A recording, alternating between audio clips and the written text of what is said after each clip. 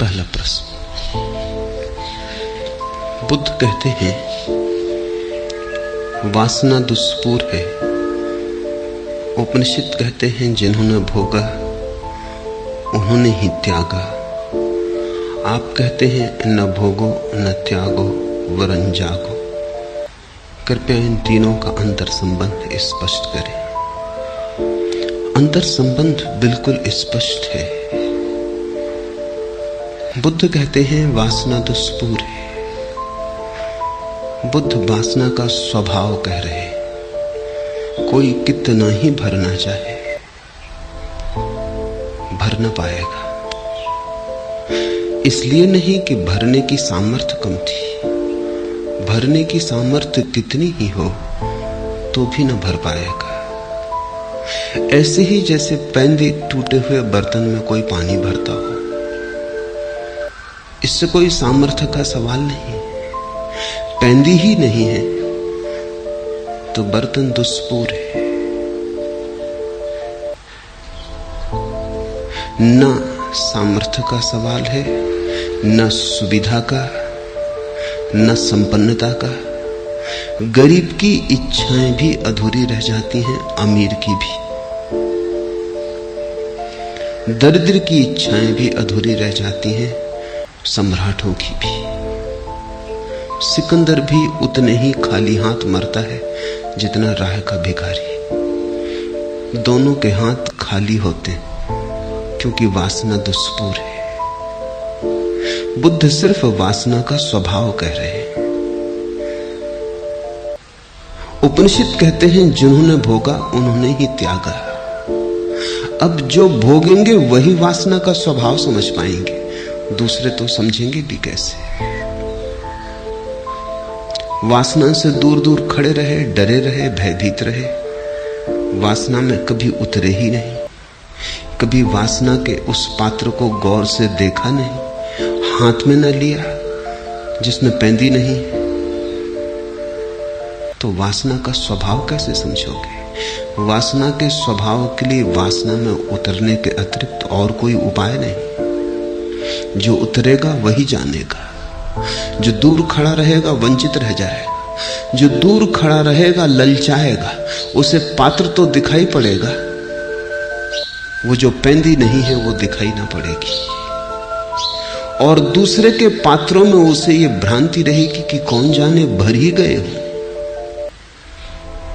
सिकंदर तो बाहर से तुम देखोगे तो क्या तुम सोच पाओगे कि इसका पात्र भी खाली है। बड़े महल हैं, बड़ा साम्राज्य है, बड़ा धन वैभव है, बड़ी शक्ति संपदा है। कैसे तुम समझोगे। पात्र पर हीरे जवाहरात जड़े हैं पर पैंदी नहीं। और हीरे जवाहरातों से थोड़ी पानी रुकेगा पात्र में। गरीब का पात्र टूटा फूटा है, 2 कौड़ी का है, एल्युमिनियम का है। सिकंदर का पात्र स्वर्ण का है, हीरे जवाहरात जड़े, पर दोनों का स्वभाव एक सा है। दोनों में पैंदी नहीं। दूर से तो पात्र दिखाई पड़ेगा, पास से ही देखना पड़ेगा, निरीक्षण भर आंख करना पड़ेगा, उतरना पड़ेगा, जीना पड़ेगा। इसलिए उपनिषद कहते हैं तेन त्यक्तेन भुंजीता। जिन्होंने भोगा उन्होंने ही त्यागा। बुद्ध कहते हैं वासना का स्वभाव। उपनिषद कहते हैं वासना को भोगने का परिणाम। जिन्होंने भोगा उन्होंने ही त्यागा।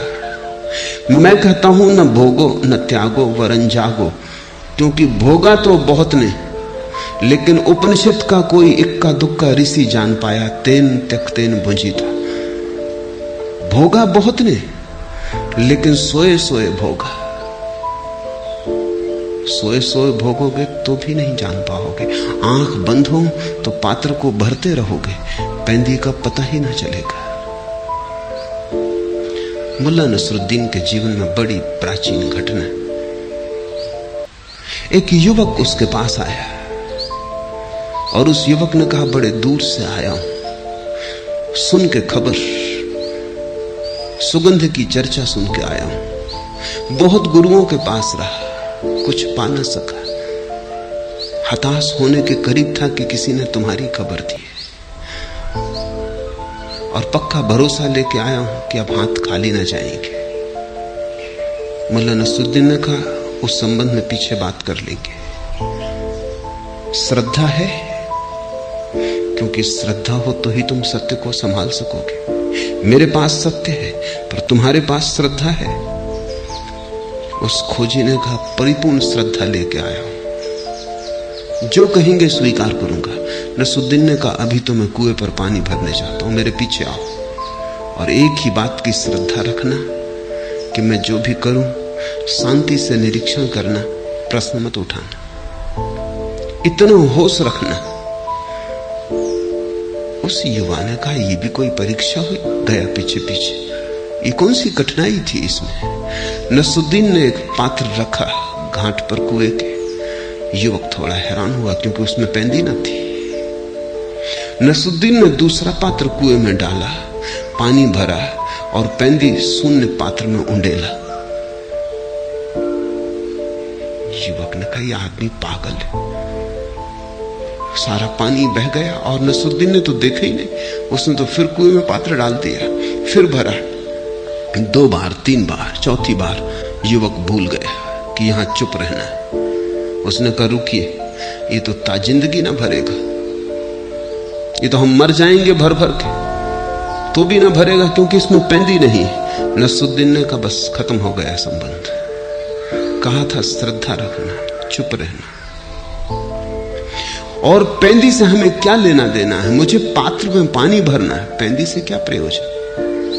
फिर मुझे जब पात्र में पानी भरना है तो मैं उसके ऊपर ध्यान रख रहा हूं कि जब सतह पर पानी आ जाएगा। पैंदी से क्या प्रयोजन?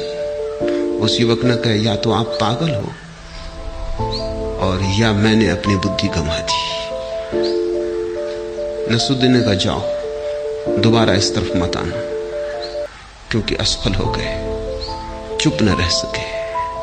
अभी तो और बड़े इम्तिहान आने को थे। वो युवक लौट तो गया, लेकिन बड़ा परेशान हुआ। रात भर सो ना सका, क्योंकि उसने सोचा कि इतनी सी बात तो किसी मूढ़ को भी दिखाई पड़ जाएगी।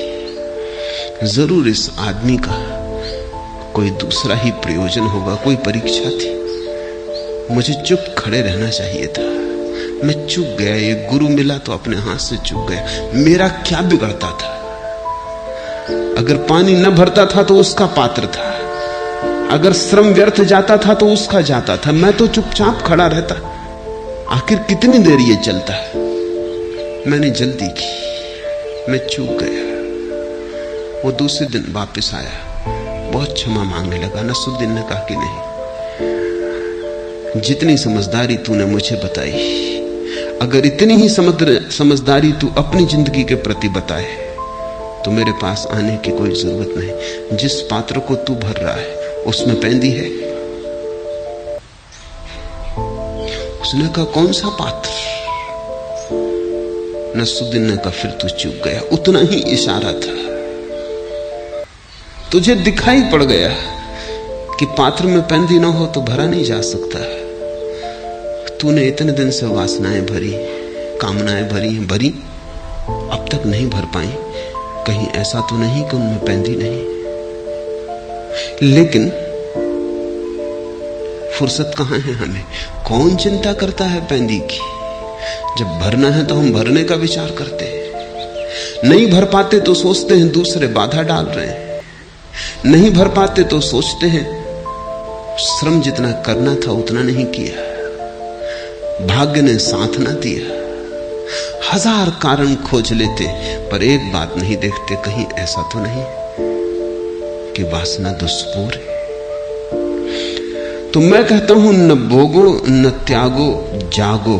क्योंकि अगर भोगने में डूब गए, भूल गए, तो कौन जानेगा, कौन पहचानेगा वासना के स्वभाव को कि वासना दुष्पूर है? तुम भोगने में खो सकते हो बड़ी आसानी से, और फिर घबरा के भाग भी सकते हो। बहुत दिन भरा और न भर पाया, फिर तुम भाग भी सकते हो त्याग की तरफ। लेकिन मूर्छित भोग, मूर्छित त्याग समान धर्म है। उनमें कुछ भी भेद नहीं। मंदिर में बैठो कि मकान में, दुकान में बैठो कि हिमालय पर, कुछ अंतर नहीं है। अगर तुम मूर्छित हो तो तुम वही हो। अंतर तो केवल एक है, क्रांति तो केवल एक है, मूर्छा से जागरण की। इसलिए बुद्ध कहते हैं वासना का स्वभाव, उपनिषद कहते हैं वासना का अनुभव, और मैं तुम्हें दे रहा हूं सूत्र वासना को अनुभव करने का। ये तीनों जुड़े हैं, इनमें से तुम एक भी चूके तो भूल हो जाएगी। अगर तुमने इन तीन में से एक भी सूत्र को विस्मरण किया तो भटक जाओगे। फिर अगर विस्मरण ही करना हो, तीन सूत्र अगर ज्यादा मालूम पड़ते हो तो मेरे अंतिम सूत्र को ही याद रखना, क्योंकि अगर अंतिम सूत्र याद रहा तो बाकी तो अपने से याद रह जाएंगे। वासना दुष्पूर है, ऐसा बुद्ध कहते हैं, ऐसा तुमने अभी जाना नहीं। भोग अंततः त्याग में ले जाता है, ऐसा उपनिषद कहते हैं, तुम्हें अभी ले नहीं गया। वासना में तुम इतने दिन जिए हो, बुद्ध से थोड़े ज्यादा ही जिए हो। बुद्ध को तो 2500 साल हो गए छुटकारा पाए, तुम 2500 साल ज्यादा अनुभवी हो, फिर भी तुम्हें वासना दुष्पूर न दिखी। उपनिषद को तो लिखे 5000 साल हो गए। जिन्होंने भोगा उन्होंने त्याग दिया, और तुमने इतना भोगा और अभी तक न त्यागा। जरूर कोई चूक हो रही है, जाग कर भोगो, भागने में मत पड़ना। अन्यथा मैं देखता हूं तुम्हारे त्यागी, तुम्हारे महात्मा तुमसे जरा भी भिन्न नहीं। तुम अगर पैर के बल खड़े हो, वे सिर के बल खड़े, मगर बिल्कुल तुम जैसे हैं। उल्टे खड़े होने से कहीं कुछ होता है।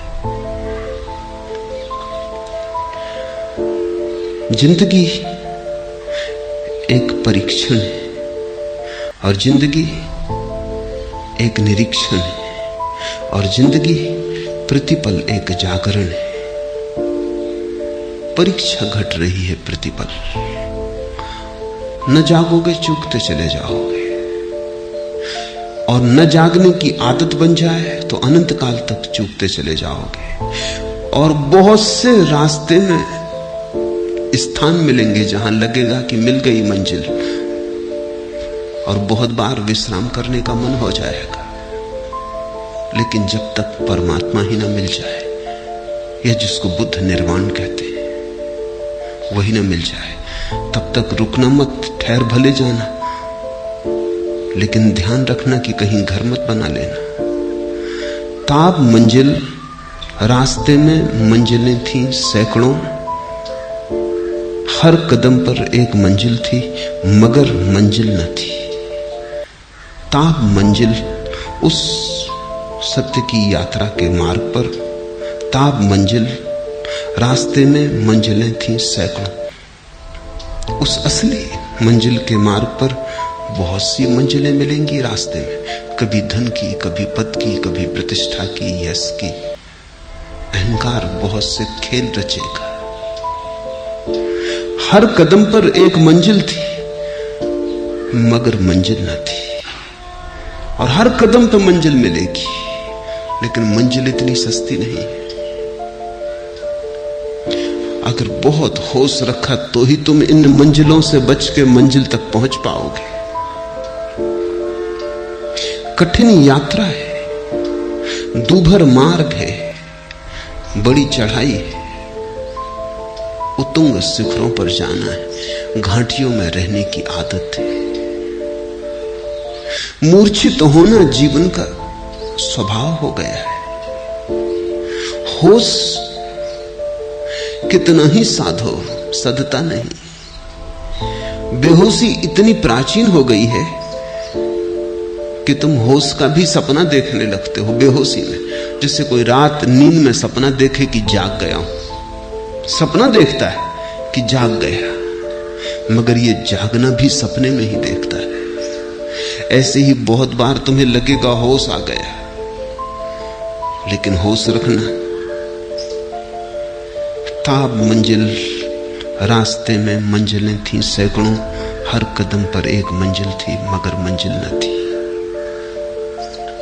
कैसे पहचानोगे कि मंजिल आ गई? कैसे पहचानोगे कि ये मंजिल मंजिल नहीं है?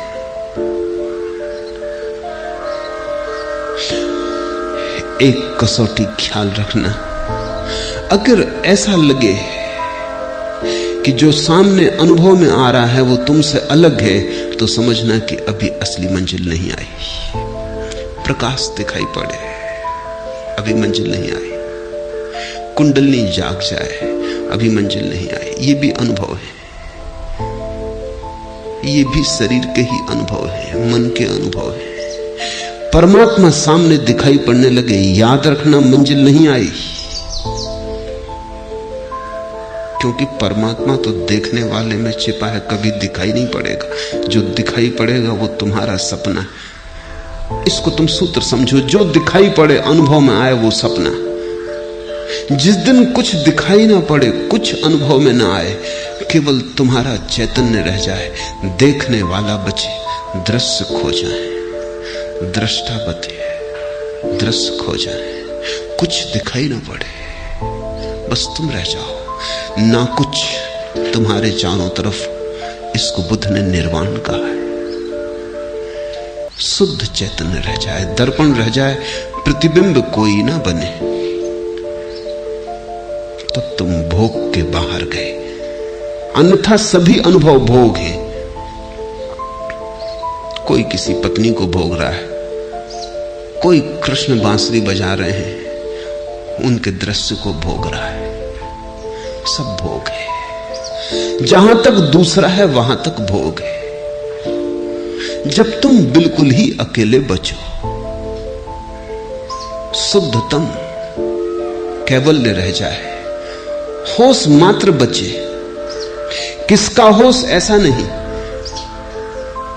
चैतन्य मात्र बचे। किसकी चेतना ऐसा नहीं। कुछ जानने को ना हो, कुछ देखने को ना हो, कुछ अनुभव करने को ना हो, उस घड़ी आ गई मंजिल। और ये तीन सूत्र बहुमूल्य हैं। बुद्ध कहते वासना दुष्पूर है, स्वभाव की ओर इंगित करते। उपनिषद कहते जिन्होंने भोगा उन्होंने त्यागा, परिणाम की ओर इंगित करते। मैं कहता हूं न भोगो न त्यागो, जागो। मैं विधि देता हूं कि कैसे तुम जानोगे कि बुद्ध ने जो कहा सही है, कैसे तुम जानोगे कि उपनिषद ने जो कहा सत्य है। तुम जानोगे तभी उपनिषद सच होंगे, तुम जानोगे तभी बुद्ध सच होंगे। तुम्हारे जानने के अतिरिक्त ना तो बुद्ध सच है ना उपनिषद सच है। तुम्हारा बोध ही प्रमाण होगा बुद्ध की सच्चाई का। इसलिए बुद्ध ने कहा है, किसी ने पूछा कि हम कैसे तुम्हारा सम्मान करें, हम कैसे कृतज्ञता ज्ञापन करें, इतना दिया है। बुद्ध ने कहा है, मैंने जो कहा है तुम उसके प्रमाण हो जाओ, मैंने जो कहा है तुम उसके गवाह हो जाओ, बस मेरा सम्मान हो गया। और कुछ धन्यवाद की जरूरत नहीं है। जिस दिन भी तुम बुद्ध के गवाह हो जाओगे, जिस दिन तुम प्रमाण हो जाओगे कि उपनिषद जो कहते हैं सही है, उसी दिन तुमने उपनिषद को जाना, उसी दिन तुमने बुद्ध को पहचाना। फर्क बहुत ज्यादा नहीं है बुद्ध में और तुम में, उपनिषद में और तुम में फर्क बहुत ज्यादा नहीं है। ऐसे बहुत ज्यादा मालूम होता है, ऐसे जरा भी ज्यादा नहीं है। फर्क बड़ा थोड़ा है। तुम सोए हो, बुद्ध जागे हैं। तुम आंख बंद किए हो, बुद्ध ने आंखें खोल ली।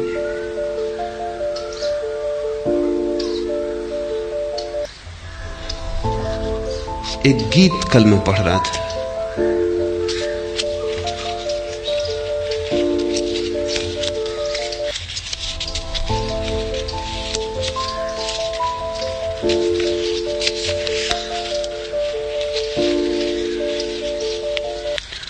लो हम बताएं गुंजा और गुल में है फर्क क्या, कली और फूल में फर्क क्या है। लो हम बताएं गुंजाओ गुल में है फर्क क्या, एक बात है कही हुई एक बेकही हुई, बस इतना ही फर्क है।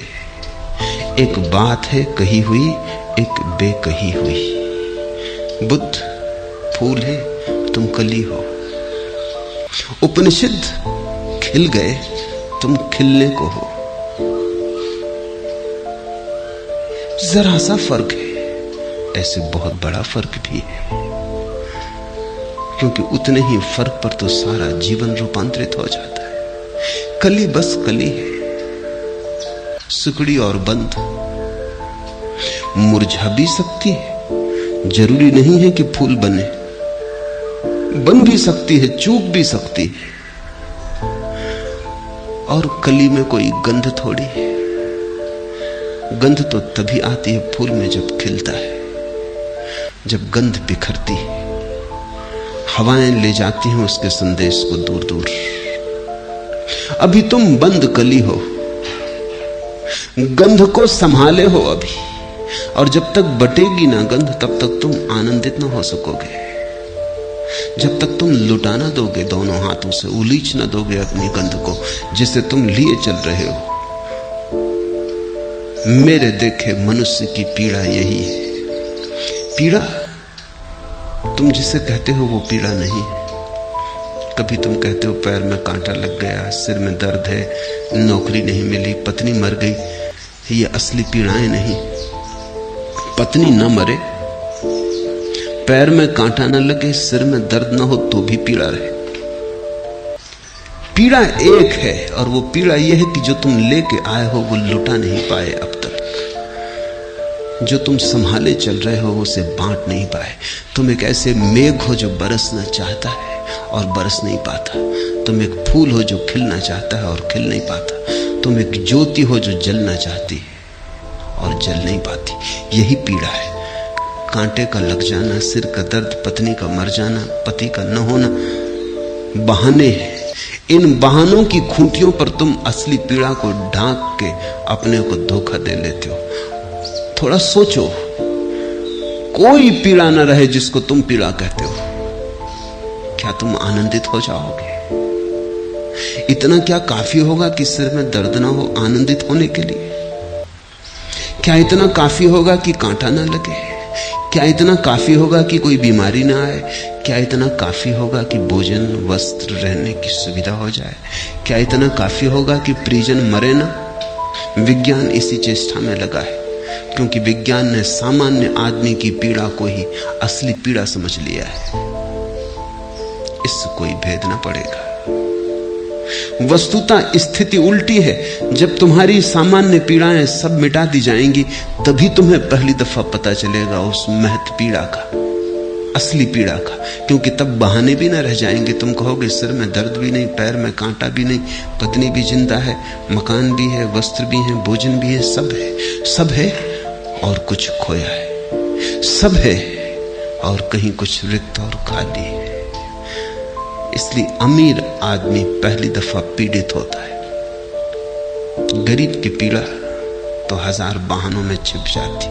वो कहता है मकान होता तो सब ठीक हो जाता। मकान नहीं, वर्षा में छप्पर में छेद है, पानी गिर रहा है। छप्पर ठीक होता तो सब ठीक हो जाता। उसे पता नहीं कि ठीक छप्पर बहुतों के हैं, कुछ भी ठीक नहीं हुआ है। उसके पास कम से कम एक बहाना तो है, अमीर के पास वो बहाना भी ना रहा। उस हालत में अमीर और गरीब हो जाता है। उसके पास बहाना तक करने को नहीं है कि वो किसी चीज पर अपनी पीड़ा को टांग दे और कह दे कि इसके कारण पीड़ा है। अकारण पीड़ा है। उस अकारण पीड़ा से ही धर्म का जन्म है। पीड़ा क्या है? पीड़ा ऐसी है जैसे कोई स्त्री गर्भवती हो, 9 महीने पूरे हो गए हों और बच्चा पैदा ना होता हो, बोझ हो गया, बच्चा पैदा होना चाहिए। कितने जन्मों से तुम परमात्मा को गर्भ में लिए चल रहे हो, वो पैदा नहीं हो रहा है। यही पीड़ा है। ठीक पीड़ा को पहचान लेना रास्ते पर अनिवार्य कदम है। जब तक तुम गलत चीजों को पीड़ा समझते रहोगे और उनको ठीक करने में लगे रहोगे, तभी तक तुम संसारी हो। जिस दिन तुम्हें ठीक पीड़ा समझ में आ जाएगी कि ये रही पीड़ा, हाथ पड़ जाएगा पीड़ा पर, तब तुम पाओगे कि पीड़ा यही है। लो हम बताएं गुंजा और गुल में है फर्क क्या, एक बात है कही हुई एक बेकही हुई। जब तक तुम जिस गीत को अपने भीतर लिए चल रहे हो सदियों सदियों से, जन्मों जन्मों से, वो गीत गाया ना जा सके, जिस नाच को तुम अपने पैरों में संभाले चल रहे हो, जब तक वो नाच घूंघर बांध के नाच ना उठे, तब तक तुम पीड़ित रहोगे। उस नाच को हमने परमात्मा कहा है, उस गीत के फूट जाने को हमने निर्वाण कहा है, उस फूल के खिल जाने को हमने कैवल्य कहा है। तुम्हारी कली फूल बन जाए, मुक्ति मोक्ष मंजिल आ गई।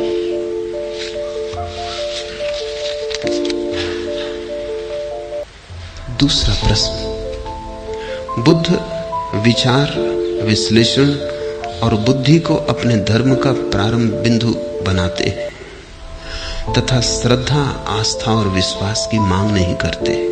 फिर दीक्षा क्यों देते, शिष्य क्यों बनाते, बुद्ध धम्म और संघ के शरण त्रय से साधना की शुरुआत क्यों करवाते।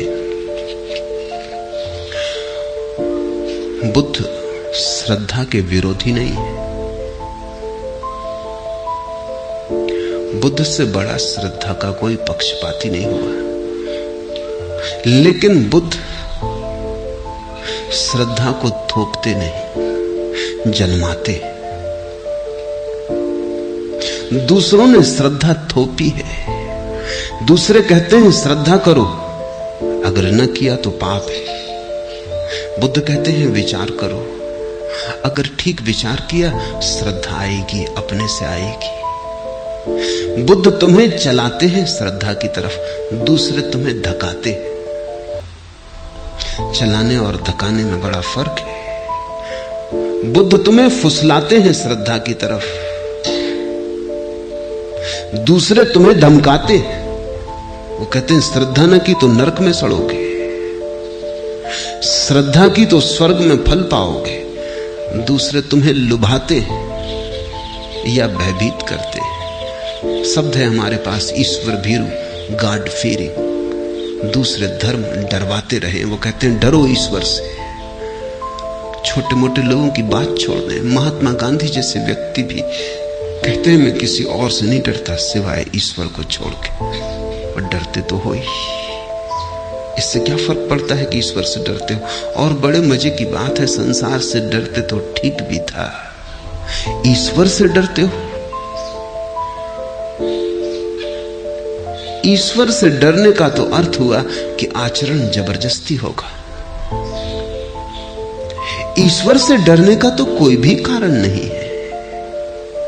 संसार से भला डरो, क्योंकि यहां उपद्रवी हैं, सब तरह के दुष्ट हैं। शैतान से डरो, एक दफा समझ में आ जाए।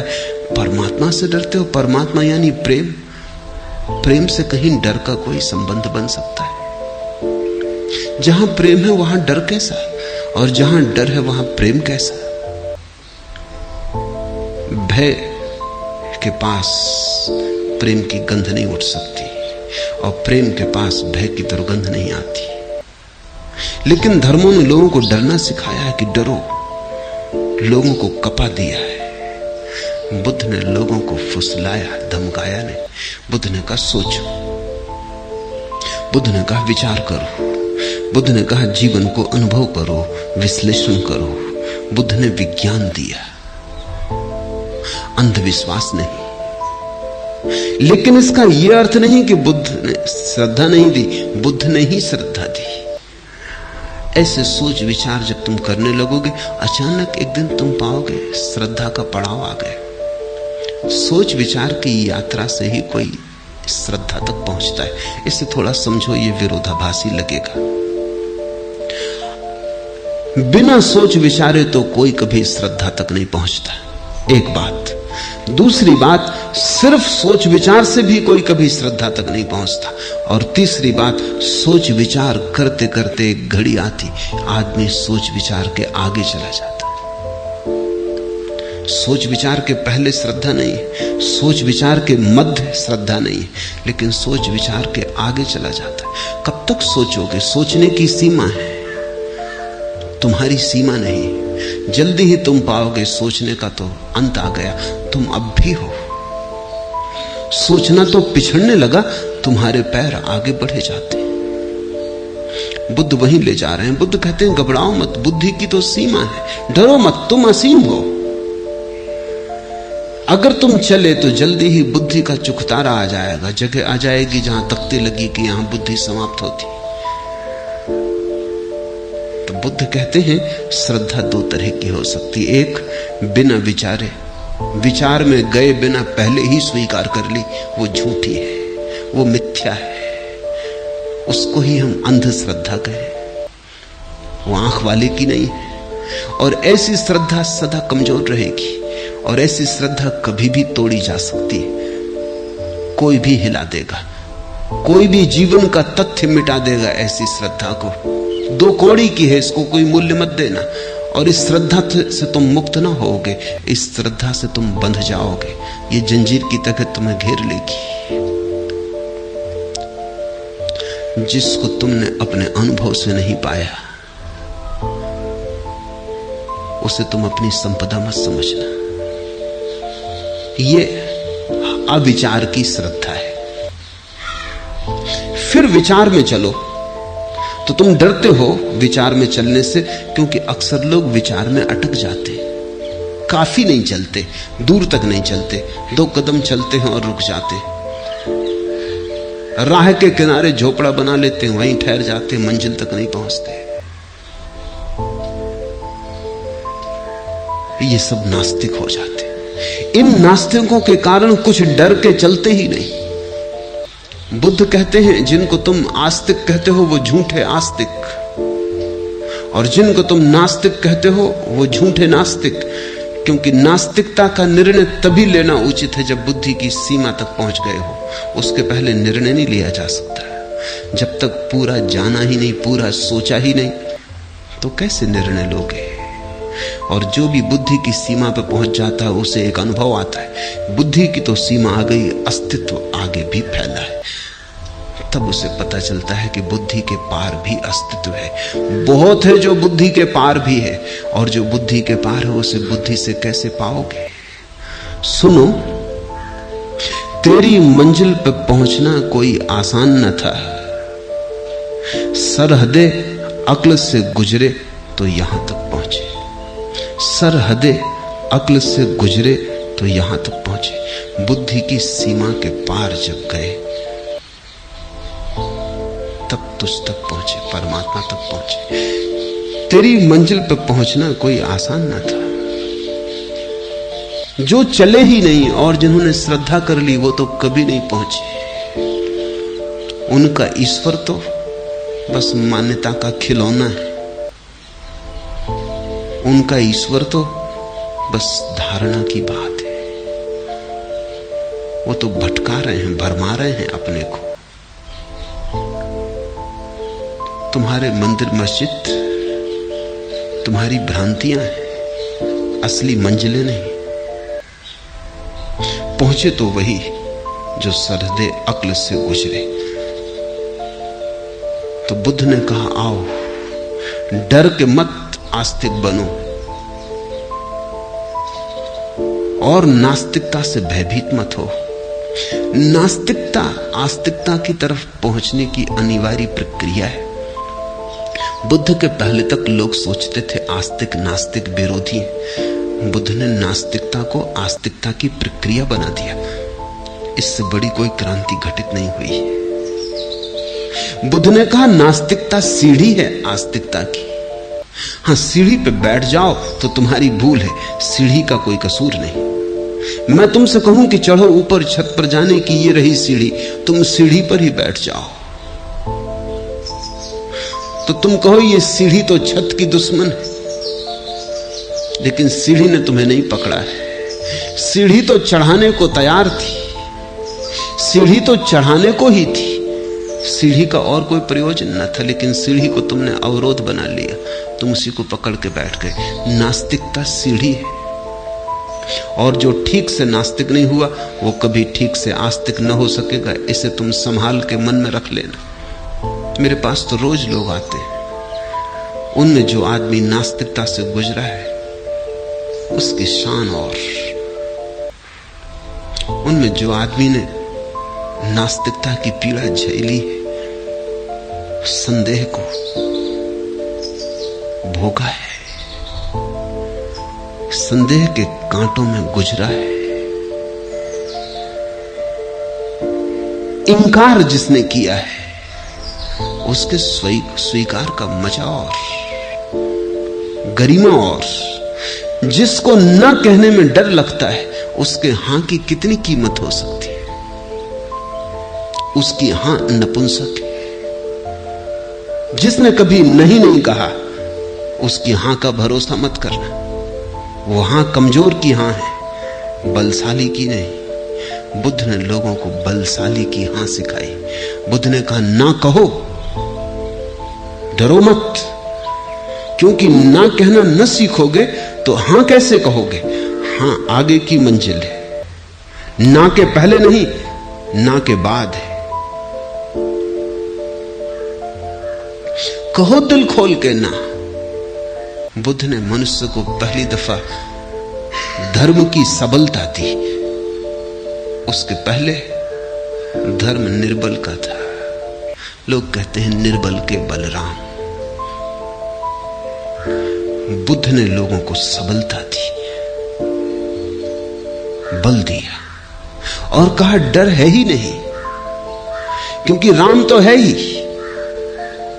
इसलिए भयभीत मत करो। तुम्हारे न कहने से राम नहीं हो जाता, और तुम्हारे हां कहने से राम हो नहीं जाता, लेकिन तुम्हारे न कहने से तुम होना शुरू होते हो, और जब तुम हो तभी तो तुम हां कह सकोगे। थोड़ा सोचो, अगर तुम ना कहना जानते ही नहीं, या इतने डर गए हो, इतने पंगु हो गए हो कि तुमसे इंकार निकलता ही नहीं, तो तुमसे स्वीकार क्या निकलेगा। स्वीकार तो इंकार से बड़ी घटना है। इंकार तक नहीं निकलता। तुम रेगिस्तान भी नहीं हो अभी नास्तिकता के, तो तुम आस्तिकता के मरुद्यान कैसे हो सकोगे। तुम अभी रूखी सूखी नास्तिकता भी नहीं अपने में ला पाए, तो हरी भरी फूलों से सजी आस्तिकता कैसे ला पाओगे। आस्तिकता नास्तिकता के विपरीत नहीं है, आस्तिकता नास्तिकता के आगे है। आस्तिकता मंजिल है, नास्तिकता साधन। इसलिए बुद्ध ने एक नई कीमिया दी है मनुष्य जाति को, जिसमें नास्तिकता का भी उपयोग हो सकता है। और इसे मैं कहता हूं बहुत अनूठी घटना, जब तुम नहीं का भी उपयोग कर पाओ, जब तुम अपने अंधकार का भी उपयोग कर पाओ, अपने अस्वीकार का भी उपयोग कर पाओ, तभी तुम पूरे विकसित हो सकोगे। जब तुम्हारा अंधकार भी प्रकाश की तरफ जाने का साधन हो जाए, जब तुम अपने अंधकार को भी रूपांतरित कर लो, वो भी प्रकाश का ईंधन बन जाए, जब तुम अपने इंकार को भी अपनी स्वीकार की सेवा में रत कर दो, वो दास हो जाए, तुम्हारी नास्तिकता आस्तिकता के पैर दबाए, तभी। बुद्ध ने विचार दिया, विश्लेषण दिया, बुद्धि को अपने धर्म का प्रारंभ बिंदु का, अंत नहीं। इसलिए तुम घबराओ मत कि बुद्ध दीक्षा क्यों देते, घबराओ मत कि बुद्ध शिष्य क्यों बनाते, घबराओ मत कि बुद्ध धर्म संघ और बुद्ध की शरण आने का निमंत्रण क्यों देते हैं। लेकिन यह निमंत्रण वो उन्हीं को देते हैं जो नास्तिकता से पार हो गए। ये हर किसी को नहीं देते। हर किसी को तो वो विचार देते हैं, विश्लेषण देते हैं। फिर जो विचार और विश्लेषण करते हैं और जो अपने अनुभव से भी बुद्ध के गवाह हो जाते हैं और कहते हैं ठीक कहते हो तुम, सोच के भी हमने यही पाया कि सोचना व्यर्थ है। शास्त्रों में झांक के देखा कि शास्त्र बेकार है। ठीक कहते हो तुम कि धर्म परंपरा नहीं विद्रोह है, हमने भी सोच कर देख लिया, लेकिन अब सोचना भी समाप्त होता है। अब आगे, अब तुम हमें आगे भी ले चलो। तब बुद्ध शिष्यत्व देते, तब दीक्षा देते। जो विचार से गुजर आया, जो विचार से निकल आया, जो विचार के जाल के बाहर उठाया, उसे बुद्ध दीक्षा देते। मुझसे लोग पूछते कि अगर श्रद्धा से ही उसे पाना है तो आप लोगों को इतना समझाते क्यों? समझाता हूं इसलिए कि पहले श्रद्धा को पाना है। श्रद्धा से उसको पाना है, जरूर स्वीकार, लेकिन पहले श्रद्धा को पाना है। और श्रद्धा को तुम कैसे पाओगे? दो उपाय हैं। एक तो तुम्हें भयभीत कर दूं कि नरक में, अग्नि में जलोगे, जलते कढ़ाओं में, आग के उबलते कढ़ाओं में डाले जाओगे, या तो तुम्हें भयभीत कर दूं, प्रलोभित कर दूं कि स्वर्ग में अप्सराएं तुम्हारी प्रतीक्षा कर रही हैं। अगर श्रद्धा की तो स्वर्ग, अश्रद्धा की तो नरक। या तो तुम्हें इस तरह से जबरदस्ती धकाऊं, जो कि गलत है, क्योंकि जिसने भय के कारण राम को जपा, उसने जपा ही नहीं, भय को ही जपा। जो डर के कारण नैतिक बना, वो नैतिक बना ही नहीं। पुलिस वाले के डर से तुमने चोरी न की, ये भी कोई अचोर होना हुआ। नरक के भय से तुमने बेईमानी न की, ये भी कोई ईमानदारी हुई। नरक के कढ़ाओं में जलाए जाओगे, इस भय से तुमने ब्रह्मचर्य धारण कर लिया, ये भी कोई काम वासना से मुक्ति हुई। ये तो कंडीशनिंग है, ये तो संस्कारित करने की तरकीब है। रूस में एक बड़ा मनोवैज्ञानिक हुआ पावलोव। उसने तो, अब रूस तो नास्तिक मुल्क है, लेकिन पावलोव की बातें रूस के लोगों को भी जमी। किसी ने यह बात खोजबीन नहीं की कि पावलोव जो कह रहा है वो तथाकथित धार्मिकों से भिन्न बात नहीं है। पावलोव ने कहा कि किसी को भी बदलना हो तो समझाने बुझाने की जरूरत नहीं। समझो कि एक आदमी सिगरेट पीता है तो इसको समझाने की जरूरत नहीं है, और ना सिगरेट के पैकेट पर लिखने की जरूरत है कि सिगरेट पीना हानिकर है। इससे कुछ भी ना होगा, इससे सिगरेट न छूटेगी, सिर्फ हानि के प्रति वो अंधा हो जाएगा। रोज रोज पैकेट पे पढ़ता रहेगा तो हानि शब्द का जो परिणाम होना था वो भी ना होगा।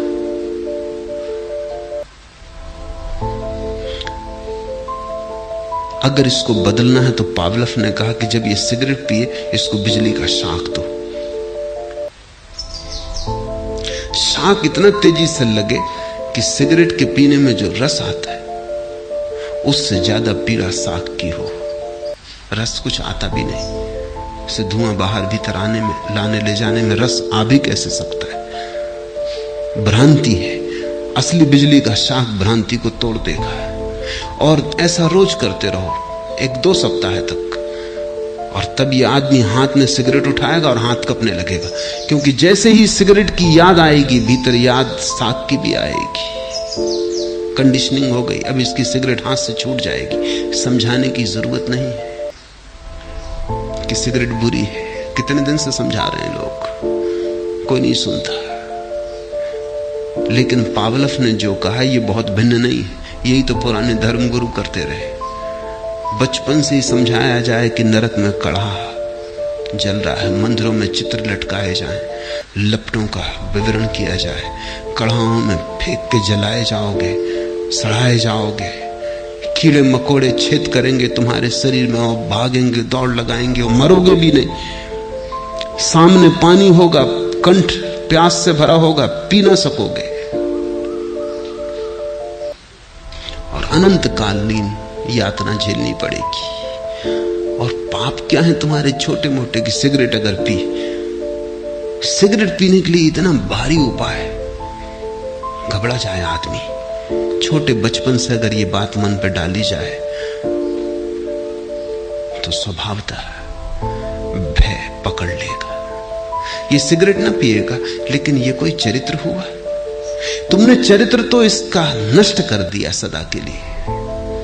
चरित्र तो बल पे खड़ा होता है, चरित्र तो समझ पे खड़ा होता है। तुमने भय का जहर भर दिया, तुमने तो इसको मार डाला। अब ये जिएगा कभी भी नहीं। और इसी तरह स्वर्ग का प्रलोभन दिया हुआ है, वहां बड़े सुख। तुम कर रहे हो 2 कौड़ी के काम, लेकिन बड़े सुख की आशा कर रहे हो। एक भिखमंगे को 1 पैसा दे आए, अब तुम हिसाब लगा रहे हो कि स्वर्ग जाओगे, कि कहीं धर्मशाला बनवा दी, कि कहीं मंदिर बनवा दिया। अब तुम सोच रहे हो कि बस भगवान पे तुमने बहुत एहसान किया, अब तुम स्वर्ग जाने वाले हो।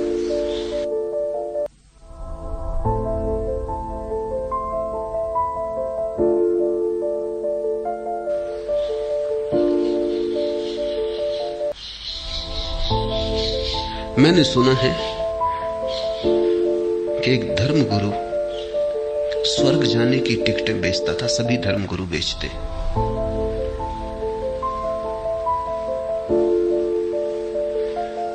स्वभावतः कुछ अमीर खरीदते तो प्रथम श्रेणी की देता, कोई गरीब खरीदते 2य श्रेणी की, 3य श्रेणी भी थी, और जनता 4थी श्रेणी भी थी।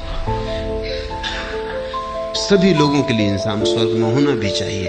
तरह तरह के लोग हैं, तरह तरह की सुविधाएं होनी चाहिए। काफी धन उसने इकट्ठा कर लिया था। लोगों को डरा डरा के नरक के भय से लोग खाना ना खाते, पैसा इकट्ठा करते कि टिकट खरीदनी है। यही कर रहे हैं लोग, खाना नहीं खाते। मैं देखता हूं तीर्थ यात्रा को जाते, कपड़ा नहीं पहनते, मंदिर में दान दे आते,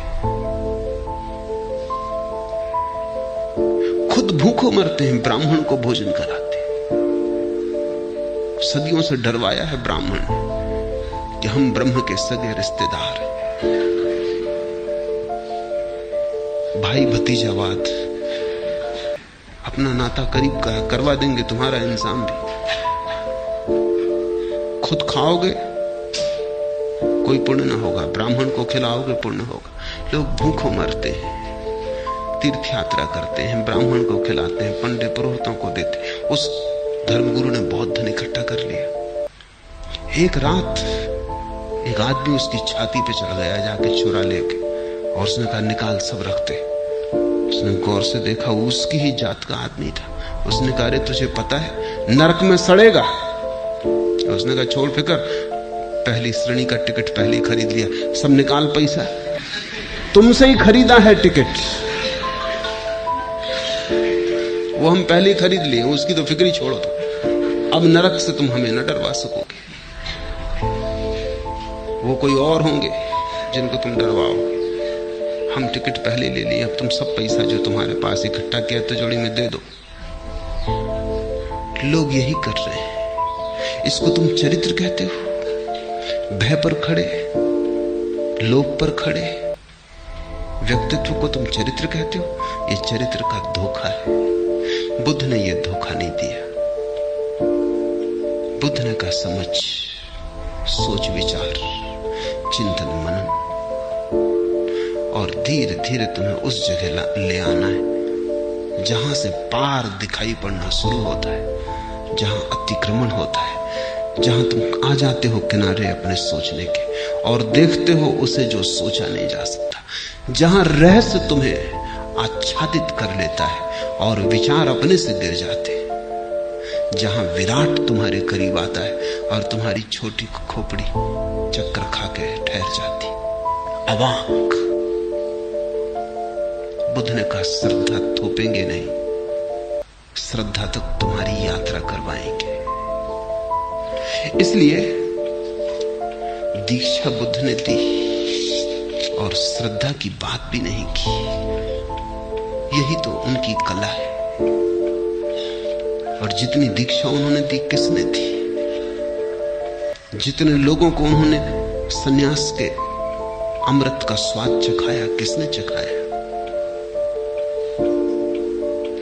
जितनी श्रद्धा बुद्ध इस पृथ्वी पर उतार कर लाए, कभी कोई नहीं ला सका था। और आदमी ने बात भी ना की श्रद्धा की। यही उनकी कला है, यही उनकी खूबी है, यही उनकी विशिष्टता है। दूसरे सिर पीट पीट के मर गए। श्रद्धा करो, विश्वास करो, और कूड़ा करकट दे गए लोगों को। बुद्ध ने व्यर्थ की बातें न की। बुद्ध ने जीवन में जो भी था सभी का सीढ़ी की तरह उपयोग कर लिया। तर्क है तो उपयोग करना है, छोड़ के कहां जाओगे? सीढ़ी बना लो। संदेह है, घबराओ मत, इसकी भी सीढ़ी बना लेंगे। डर क्या है? इस पे भी चढ़ जाएंगे। तर्क के कंधे पे खड़े होंगे, संदेह के सिर पे खड़े होंगे और पार देखेंगे। और जब पार का दिखाई पड़ता है तो श्रद्धा उतरती है। श्रद्धा उस पार के अनुभव का अनुसंग है, उसकी छाया है। जैसे गाड़ी के बैलों के पीछे चाक चले आते, जिससे तुम भागते हो, तुम्हारे पीछे तुम्हारी छाया भागती चली आती। जिसको दिखाई पड़ गया विराट, एक झलक भी मिल गई उसकी, जरा सी देर को हटे बादल और सूरज दिखाई पड़ गया। एक झलक ही सही, अंधेरी रात में चमकी बिजली, एक झलक दिखाई पड़ गई कि राह है, और दूर खड़े मंजिल के कलश झलक गए। बस श्रद्धा उत्पन्न हुई। इस श्रद्धा की महिमा, और इस श्रद्धा को तुम अपनी श्रद्धा मत समझना। इस श्रद्धा को तुम अपनी कमजोर नपुंसक धारणाएं मत समझना। ये श्रद्धा अर्जित करनी होती है। बुद्ध ने कहा, कोई व्यक्ति पैदा होते से श्रद्धा लेके नहीं आता, संदेह ही लेके आता है। हर बच्चा संदेह लेके आता है। इसलिए तो बच्चे इतने प्रश्न पूछते हैं जितने बूढ़े भी नहीं पूछते। बच्चा हर चीज से प्रश्न बना लेता है, स्वाभाविक है, पूछना ही पड़ेगा, क्योंकि पूछ पूछ के ही तो वहां पहुंचेंगे जहां अनुभव होगा। और सब पूछना गिर जाता है, सब जिज्ञासा गिर जाती। मुझसे लोग कहते हैं, आप क्यों इतना समझाते हैं जब श्रद्धा से पहुंचना है? समझाता हूं ताकि श्रद्धा तक पहुंचना हो जाए। फिर तो तुम खुद ही चल लोगे। श्रद्धा काफी है, फिर मेरी जरूरत ना होगी। श्रद्धा तक तुम्हें फुसला के ले आऊं, फिर तो मार्ग सुगम है। फिर तो तुम खुद ही चल लोगे। फिर तो तुम्हारी श्रद्धा ही खींच लेगी। फिर तो श्रद्धा का चुंबक काफी है।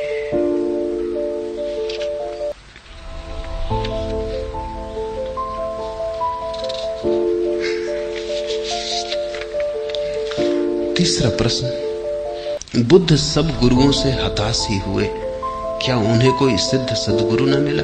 सिद्ध सद्गुरु इतने आसान नहीं, रोज रोज नहीं होते।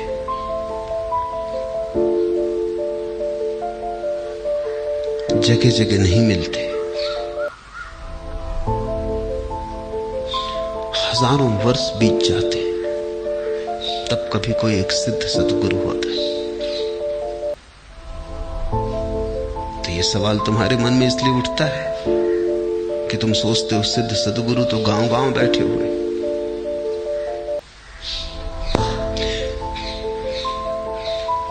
सद्गुरु बन के बैठ जाना एक बात है, बाजार में दुकान खोल के बैठ जाना एक बात है। और ये मामला कुछ ऐसा है परमात्मा का,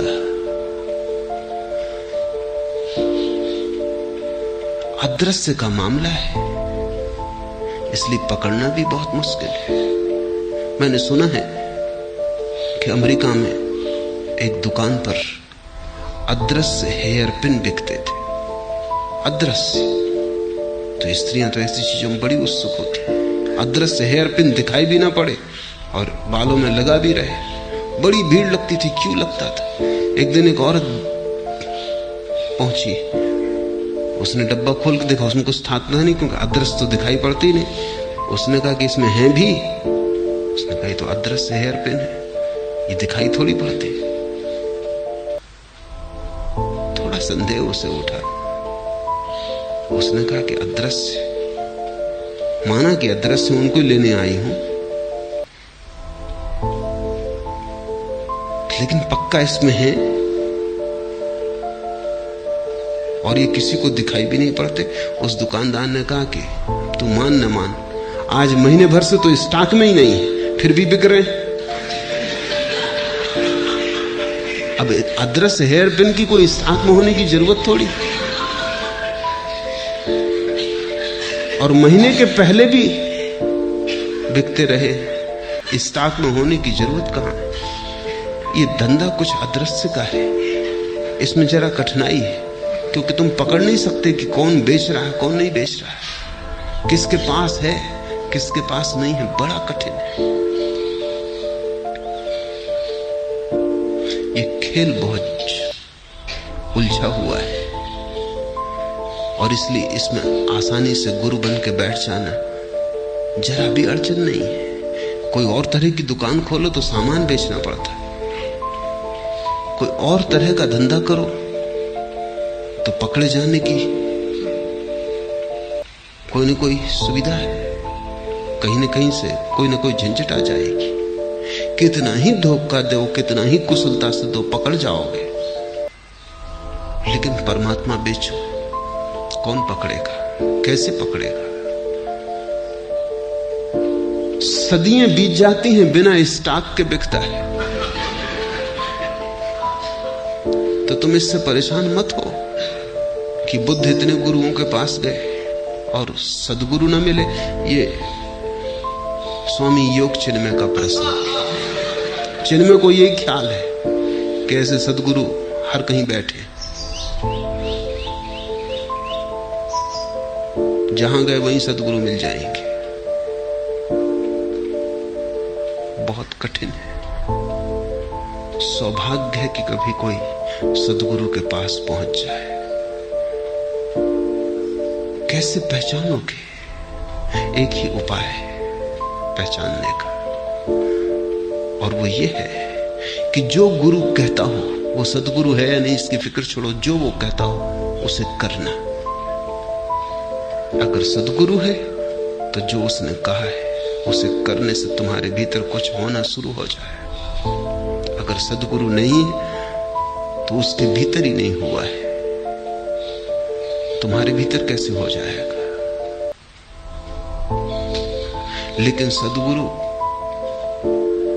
तो कभी कभी होते हैं, पर सदगुरु की तलाश तो सदा होती है, इसलिए झूठों को बैठने का अवसर मिल जाता है।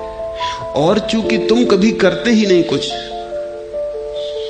तुम सिर्फ सुनते हो, इसलिए तुम्हें धोखा दिया जा सकता है। तुम कुछ करोगे तो ही तुम्हें धोखा नहीं दिया जा सकता। मेरी ऐसी समझ है कि चूंकि तुम धोखा देना चाहते हो, इसलिए तुम्हें धोखा दिया जा सकता है। तुम कुछ करना तो चाहते नहीं,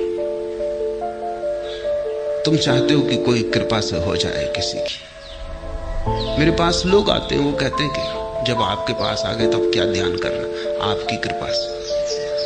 वो मुझे को धोखा दे रहे हैं, वो मुझे को तरकीब बता रहे हैं कि अब आपके पास आ गए तो क्या ध्यान करना है, ये और करें, हम तो श्रद्धा करते। इतनी भी श्रद्धा नहीं है कि मैं जो कहूं वो करे, और श्रद्धा करते, क्योंकि मुझ पे तुम्हारी श्रद्धा और कैसे प्रकट होगी? जो मैं कहता हूं वो करो। तो तुम करते नहीं हो, इसलिए झूठे गुरु भी चलते जाते हैं। तुम करो तो तुम्हारा करना ही प्रमाण हो जाएगा। उस आदमी को बार बार दिखाई पड़ने लगेगा कि कुछ भी नहीं हो रहा है, किसी को कुछ भी नहीं हो रहा है, और लोग जाने लगे, अपने आप बाजार उजड़ जाएगा। बुद्ध ने यही किया। वो गए तो, लेकिन जिसके पास भी गए, जो भी उसने कहा वही किया। कुछ ने तो ऐसी मूढ़तापूर्ण बातें कही उनसे, वो भी उन्होंने की कि कहने वालों को भी दया आने लगी कि ये हम क्या करवा रहे हैं। किसी ने कहा कि बस एक चावल का दाना रोज, इतनी भोजन लेना है। मूढ़तापूर्ण बातें, लेकिन बुद्ध ने वो भी किया। कहते हैं उनकी हड्डियां हड्डियां निकल आई, उनका पेट पीठ से लग गया, चमड़ी ऐसी हो गई कि छुओ तो उखड़ जाए शरीर से। तब उस गुरु को भी दया आने लगी, कितनी धोखेबाज रहा हो, भी जरा अति से हो गई। उसने हाथ जोड़े, उसने कहा कि तुम कहीं और जाओ, जो मैं जानता था मैंने बता दिया, इससे ज्यादा मुझे कुछ पता नहीं है। ऐसे बुद्ध की निष्ठा ने ही, उनकी अपनी निष्ठा ने ही कसौटी का काम किया। भटकते रहे, सबको जांच लिया, कहीं कुछ पाया नहीं, तब अकेले की यात्रा पर गए। और ये भी सोच लेने जैसा है कि तुम अक्सर चूंकि करना नहीं चाहते इसलिए जल्दी मानना चाहते हो। तुम्हारी मानने की जल्दी भी करने से बचने की तरकीब है। जीवन में प्रत्येक चीज अर्जित करनी होती है। श्रद्धा भी इतनी आसान नहीं है कि तुमने कर ली और हो गई। संघर्ष करना होगा, तपाना पड़ेगा, स्वयं को जलाना पड़ेगा। धीरे धीरे निखरेगा तुम्हारा कुंदन, गुजरेगा आंख से स्वर्ण, शुद्ध होगा। तभी तुम्हारे भीतर श्रद्धा का आविर्भाव होगा। और सद्गुरु गली कूचे नहीं बैठे हुए, कभी हजारों वर्ष में एक सिद्ध सद्गुरु होता है। सदियां बीत जाती खोजियों को खोजते खोजते। इसलिए अगर कभी तुम्हें किसी सद्गुरु की भनक पड़ जाए तो सौभाग्य समझना, अहोभाग्य समझना।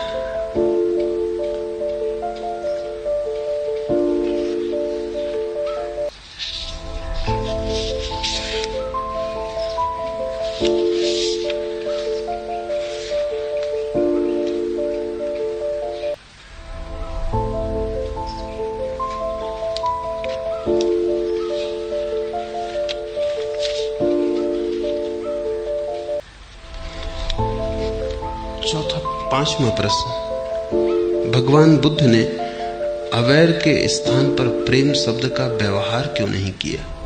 जानकर।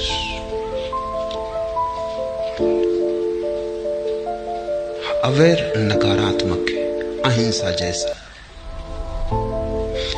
बुद्ध कहते हैं वैर छोड़ दो, तो जो शेष रह जाता है वही प्रेम है। बुद्ध प्रेम करने को नहीं कहते, क्योंकि जो प्रेम किया जाता है वो प्रेम नहीं। तुम चिकित्सक के पास जाते हो, वो निदान करता है बीमारी के, वो औषधि देता है बीमारी मिटा देने को। जब बीमारी हट जाती है तो जो शेष रह जाता है वही स्वास्थ्य है। स्वास्थ्य की अलग से चर्चा करनी फिजूल है और खतरा भी है, क्योंकि तुमसे अगर यह कहा जाए कि प्रेम करो तो तुम वैर तो न छोड़ोगे, प्रेम करना शुरू करोगे। क्योंकि करना तुम्हें सदा आसान मालूम पड़ता है, क्योंकि करना अहंकार को तृप्ति देता है। तुम प्रेम करना शुरू करोगे, वैर तो न छोड़ोगे, प्रेम करोगे। तो ऐसा हो सकता है कि तुम वैर को प्रेम में ढांक दो, वैर तो बना रहे और प्रेम के आवरण में ढांक दो। तब तुम्हारा प्रेम भी झूठा होगा, क्योंकि वैर के ऊपर प्रेम कैसे खड़ा हो सकता है? तुमने बहुत बार प्रेम किया है, तुम जानते हो भली भांति तुम्हारे प्रेम से घृणा मिटती नहीं, दब जाती हो। भला राख में दब जाता हो, अंगारा मिटता नहीं। तुम प्रेम भी करते हो उसी को, घृणा भी करते हो उसी को, सांझ उसके गीत गाते हो, सुबह गालियां देते हो उसी को। अभी उसके लिए मरने को तैयार थे, क्षण भर बाद उसी को मारने को तैयार हो जाते। ये तुम्हारा प्रेम बुद्ध भली भांति जानते हैं। ये प्रेम घृणा को मिटाता नहीं, घृणा को सजा भला देता हो, आभूषण पहना देता हो, घृणा को सुंदर बना देता हो, जहर पर अमृत का लेबल लगा देता हो, लेकिन मिटाता नहीं। इसलिए बुद्ध ने प्रेम की बात ही नहीं की। बुद्ध ने कहा अवैर, तुम वैर छोड़ दो। तुम घृणा छोड़ दो, फिर जो शेष रह जाएगा वही प्रेम। और इस प्रेम का गुणधर्म अलग है। तुम जो प्रेम करते हो वो भी कृत्य है। बुद्ध जिस प्रेम की बात कर रहे हैं वो कृत्य नहीं है, ना ही कोई संबंध है, वो तुम्हारा स्वभाव है।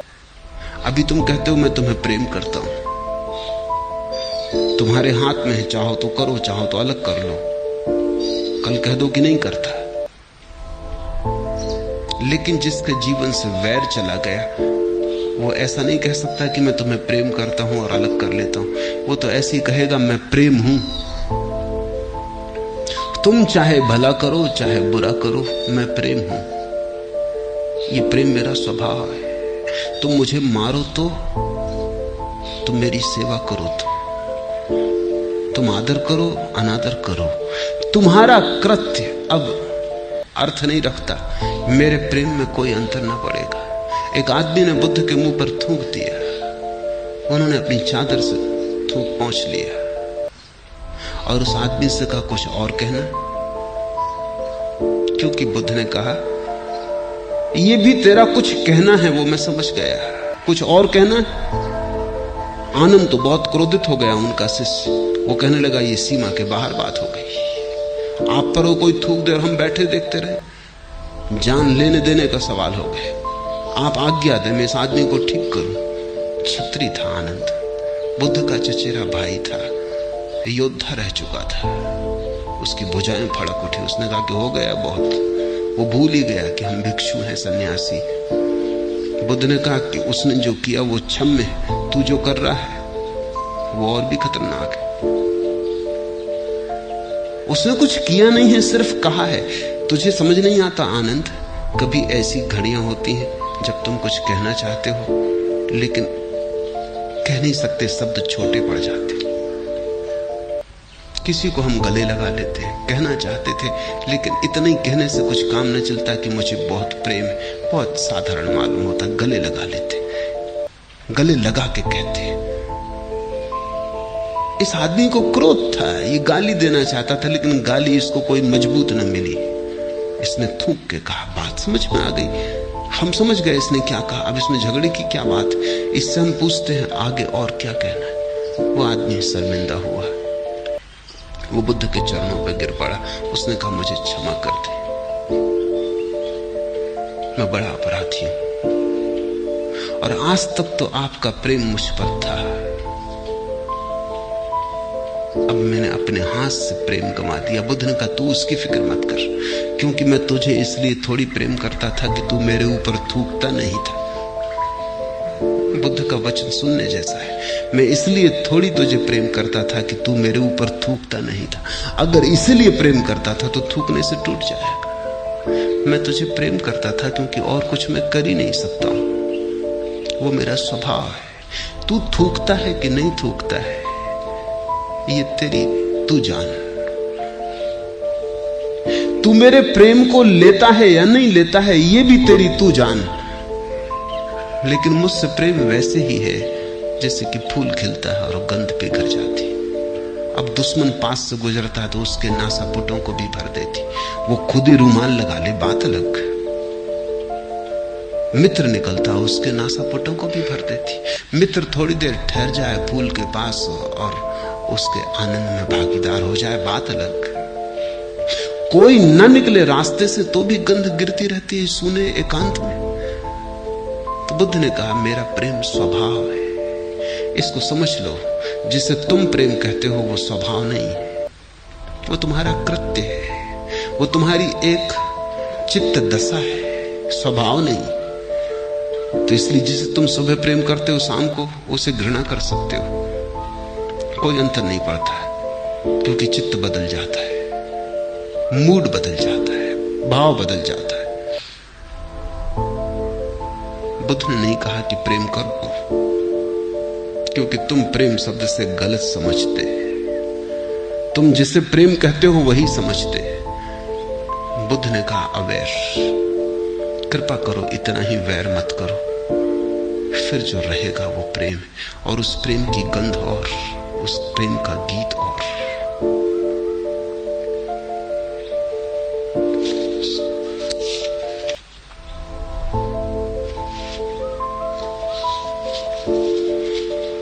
और जो भी बुद्ध ने कहा है स्मरण रखना, वो एक गहन अनुभव से कह रहे हैं, ऐसे प्रेम को जान के कह रहे हैं। वो कोई प्रेम के कवि नहीं है, न प्रेम के दार्शनिक है। उन्होंने प्रेम का अनुभव किया है, इस नए ढंग के प्रेम को जाना है जो स्वभाव बन जाता है। तुमने जो भी प्रेम के संबंध में जाना है, उसमें से जानना तो बहुत कम है, या तो कवियों ने तुमसे कुछ कह दिया है, उसे तुम दोहरा रहे हो। क्योंकि फ्रायड ने अपने एक पत्र में एक मित्र को लिखा है कि अगर दुनिया में कवि ना होते तो शायद प्रेम को कोई जानता ही नहीं। बात समझ में आती है। कवि गाते रहे प्रेम की बात, हालांकि कवियों को भी कोई प्रेम बहुत पता होता है, ऐसा नहीं। अक्सर तो बात उल्टी है, जिनके जीवन में प्रेम नहीं होता वो प्रेम की कविता करके अपने मन को बहलाते। जिसके जीवन में प्रेम है वो कविता किस लिए करे, उसका जीवन ही कविता होता है। लेकिन जिनके जीवन में प्रेम नहीं होता वो बैठ के प्रेम की कविता कर करके अपने मन को बहलाते। जो प्रेम वो प्रकट नहीं कर पाए किसी और तरह से, उसे कविता में उंडेलते हैं। अक्सर प्रेम की 100 में से 99 कविताएं उन लोगों ने लिखी हैं जिन्हें प्रेम का कोई अनुभव नहीं। ये बड़ी कठिन बात है। अक्सर बहादुरी की बातें वही लोग करते हैं जो कायर। वो अक्सर बहादुरी के किस्से गढ़ के बताते रहते।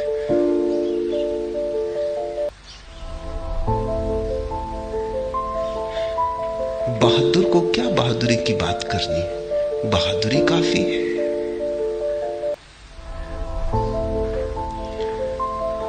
बुद्ध ने जो कहा है वो किसी कवि की बात नहीं है, न किसी शास्त्रकार की बात है।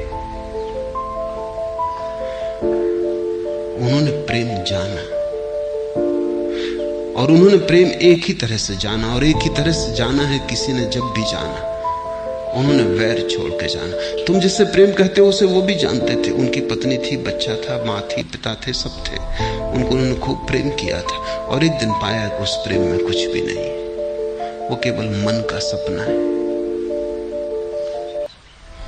उस प्रेम की व्यर्थता को देखकर वो हट आए। उन्होंने फिर नए ढंग का प्रेम खोजना चाहा। उस प्रेम में तो घृणा दबी थी, मिटी ना थी। उन्होंने एक ऐसा प्रेम जानना चाहा जो इतना शुद्ध हो कि घृणा उसे विकृत ना करे, जिसमें घृणा का एक बूंद भी ना हो। और मजा ऐसा है कि दूध की भरी प्याली में जहर की एक बूंद काफी है उसे नष्ट करने को। यद्यपि जहर की भरी प्याली में दूध की एक बूंद उसे शुद्ध न करेगी। विकृत बड़ा समर्थ है, अशुद्ध बड़ा समर्थ है, शुद्ध बड़ा कोमल है, नाजुक है। फूल की तरफ एक पत्थर मार दो तो फूल बिखर जाता है, और 1000 फूल पत्थर को मारो तो भी कुछ नहीं होता।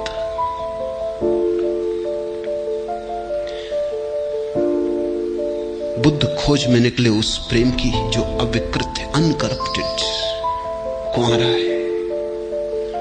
और उस प्रेम को उन्होंने इस ढंग से पाया कि उन्होंने वैर छोड़ा। वैर रहते तुम प्रेम को साधोगे, तुम्हारा वैर उस प्रेम को विकृत कर देगा, जहरीला कर देगा। पहले वैर को हटा दो। और मजा यह है कि वैर के हटाते ही प्रेम साधना नहीं पड़ता। तुम अचानक पाते हो कि अरे ये वैर के कारण ही प्रेम दिखाई नहीं पड़ता था, ये तो सतत बह रहा है भीतर, ये तो स्वभाव है, प्रेम आत्मा है। लेकिन किताबों से सावधान होना जरूरी है। किताबों से पढ़ पढ़ के मत प्रेम को समझने की कोशिश करना।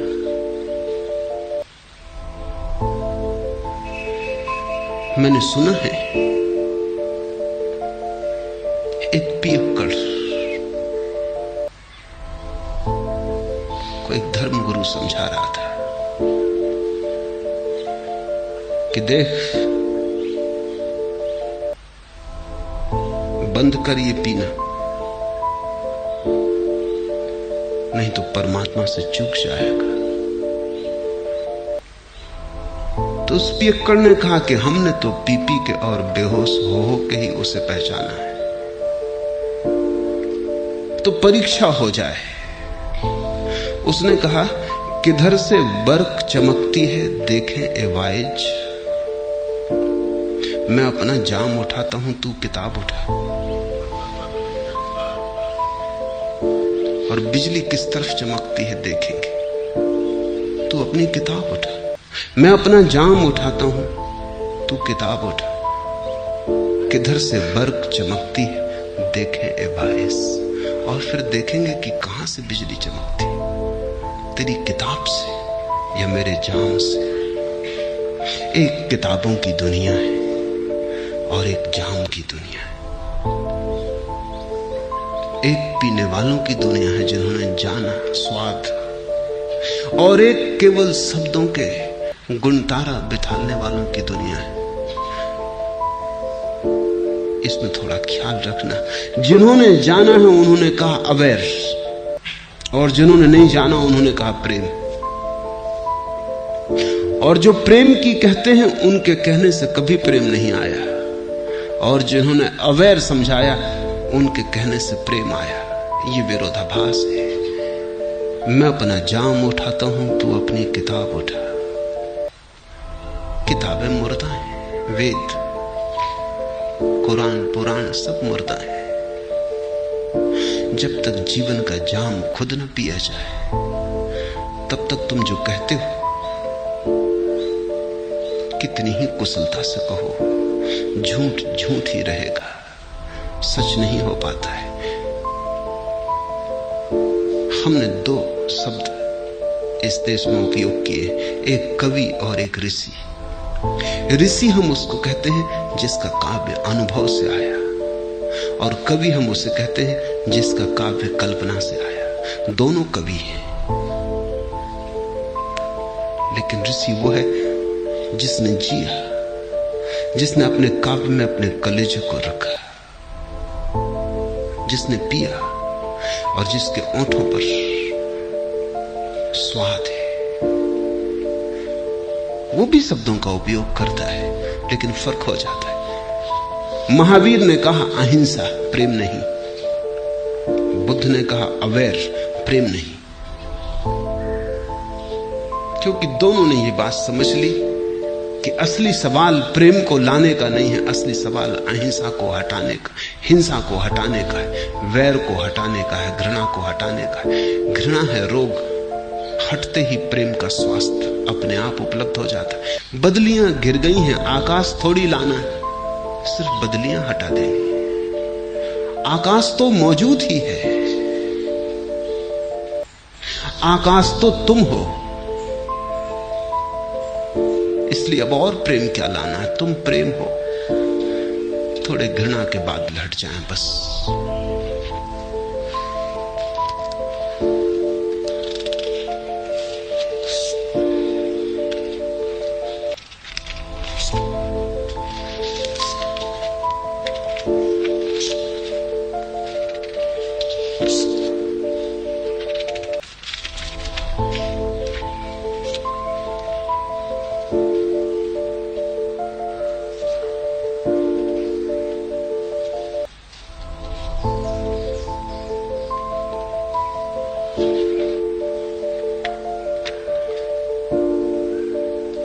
थोड़े से छोटे छोटे प्रश्न।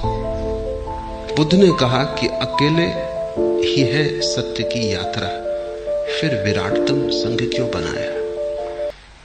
ताकि बहुत से लोग एक साथ अकेले अकेले की यात्रा पे जा सके। साथ जाने के लिए संघ नहीं बनाया। साथ तो कोई जा ही नहीं सकता समाधि में, अकेले अकेले ही जाना होता है। यात्रा का अंत तो सदा अकेले पर होता है, लेकिन प्रारंभ में अगर साथ हो तो बड़ा ढाढ़स, बड़ा साहस मिल जाता। तुम अकेले ध्यान करो, तो भरोसा नहीं आता कि कुछ होगा। तुम्हें अपने पे भरोसा खो गया है। तुम 1000 आदमियों के साथ ध्यान करो, तुम्हें अपने पे तो भरोसा नहीं है। ये 9,999 लोगों की भीड़ पे तुम्हें भरोसा आ जाता है। इनमें से भी प्रत्येक की यही हालत है, इनको अपने पे भरोसा नहीं है। हो भी क्या अपने पे भरोसा, जिंदगी भर की कुल कमाई कूड़ा करकट, कुछ अनुभव तो आया नहीं। इनकी आस्था ही खो गई कि हमें और शांति मिल सकती, असंभव। इन्हें अगर आनंद मिल भी जाए तो ये सोचेंगे कि ये कोई कल्पना हुई या किसी ने कोई जादू कर दिया। मुझे और आनंद नहीं, ये हो नहीं सकता। सभी की यही हालत है। लेकिन 10,000 लोग जब साथ खड़े होते हैं तो 9,999 तुम्हें बल देते हैं कि जिस तरफ इतने लोग जा रहे हैं वहां कुछ होगा। ये बल प्राथमिक धक्का बन जाता है, इससे गति शुरू हो जाती। एक बार गति शुरू हो गई फिर तो तुम्हें अपने ही अनुभव से भरोसा आने लगता है। धीरे धीरे साथ की कोई जरूरत नहीं रह जाती, तुम अकेले हो जाते हो। अकेले होने के लिए भी साथ की जरूरत है। तुम इतने कमजोर हो गए हो, तुमने इतना अपने स्वभाव को भुला दिया है कि तुम्हें अपने पर ही भरोसा लाने के लिए भीड़ की जरूरत हो जाती। बुद्ध ने संघ बनाया ताकि लोग अकेले की अंतर यात्रा पर एक दूसरे के सहारे प्राथमिक चरण उठा सके। अंतिम चरण तो सदा अकेला है, फिर तो वहां कोई भी नहीं रह जाता।